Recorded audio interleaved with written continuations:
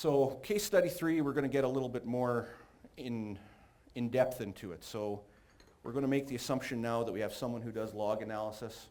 The data is available, and we know that the density curves that we have we need the brine saturated cases. And this is a gas reservoir, so we're going to get to that.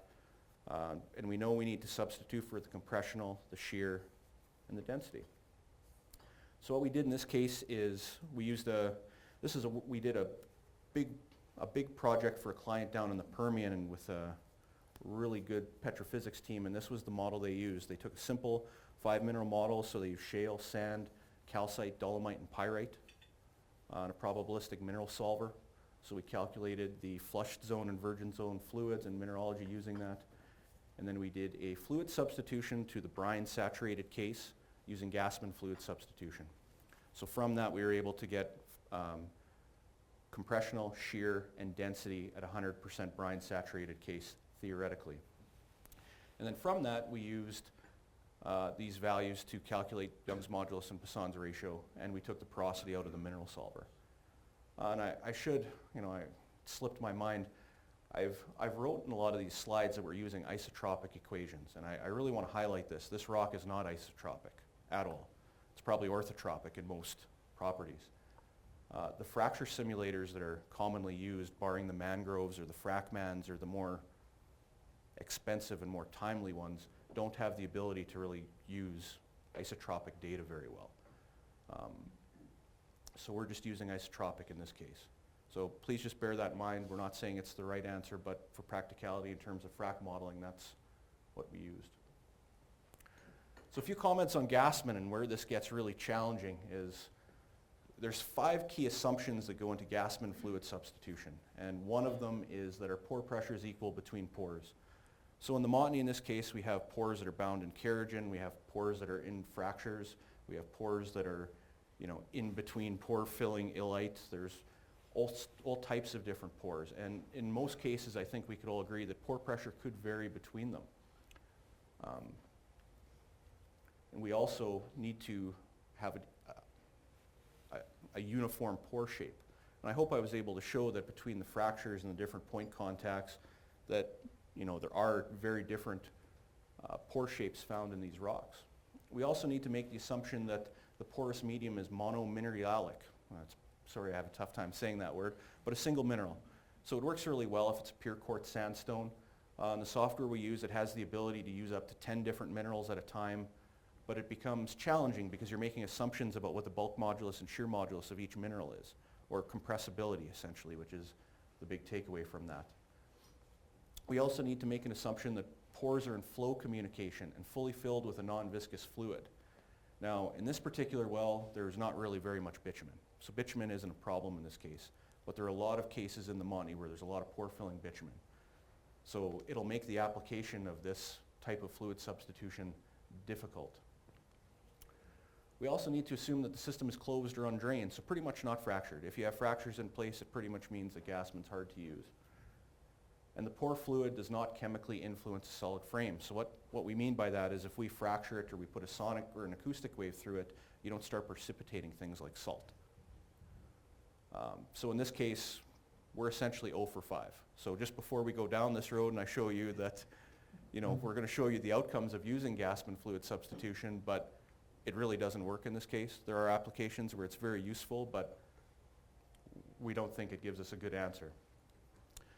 So to start off with, what's the virgin fluid in this rock? So this is just from GeoScout. It's production data of an offset well, and I just want to highlight that, this field is gas and condensate. This is not an oil reservoir. It's not a volatile oil reservoir. We don't necessarily believe that condensate value very much, but just trust that it's, gas, and it's wet gas. The other complicating feature in this is when we start looking at our saturation. So what I did is there was, let's call it 70 measured Dean Stark core saturation values, and I just made this kind of track out of it. So it's a gas reservoir, and what we're showing in pretty much every sample is the lab's recording oil in our core. So it pretty much just validates the point of Mark Buston that we're seeing a lot of invasion by invert. And we don't know how far that invasion goes, especially with the fluid change that happened in this well. So it makes it difficult when you have to solve for brine, gas, and oil in the invaded zone. And there's not really an easy way of doing this. I'd say most people are comfortable with a two-phase solution for fluids, but once you start putting the third phase in, it gets difficult. The other thing that's challenging in this is which curve do we use for our invaded zone resistivity? So the green curve on the tract is an RXO measurement, and it's measuring a value of like 5,000 ohms. Doesn't really make sense in this case. If we start looking at our induction curve, so the 10-inch, the 20-inch, and the 30-inch depths of investigation, all in this well show varying amounts of invasion. So our density tool measures 3 inches into the formation, plus or minus a bit. Our compressionals, let's call it 6 to 8 inches for fun, and our shear is 12 to maybe 14. So do we do multiple different fluid substitutions for each curve, or do we use one and say it's good enough? Or it just becomes challenging. So here's the output from the mineral solver. So again, really simple mineral model, just sandstone, shale. It's just a, simple shale. It's not composed, or it's just matched to the data, I should say. It's not an average of, chlorite and illite or anything like that. The saturation, what we chose to do in this case is we felt that the gas saturation was a little bit more representative in the core than the oil or water. And I'm not saying that's the right answer, but what we chose to do is match the gas saturation versus the water. It's not the right answer, but it got us to what we thought was a close answer in this case. These are our porosity matches and our grain density matches from core. So we think we did a pretty good job on porosity, but saturation's still the variable component. So once you do the fluid substitution, we start off again, we have our gamma, our nukes, our resistivity, and then we have our dynamic values that come out of the field measured data in blue, and then the Gassman fluid substituted static values in red. And we're going to talk about this. I have a cross plot at the end to kind of show just how all these moduli vary in between each case, and we're going to talk about that. And what's interesting is, so we've done this. We know it's theoretically the right thing to do, but how well does it work? So in the previous case, we had to use a 2.75, I believe it was, MPa pressure difference in our total stress in order to pressure match. Now it's actually gone the other way. We've had to increase our pressure again. So we know that it's trending in the wrong direction. And in this case as well, we're showing a lot of fracture development down. And I'll say in this case, it's kind of questionable. This is a normal faulting regime in this environment. We would certainly expect that we would have more fracture growth up, but that's what the model is predicting.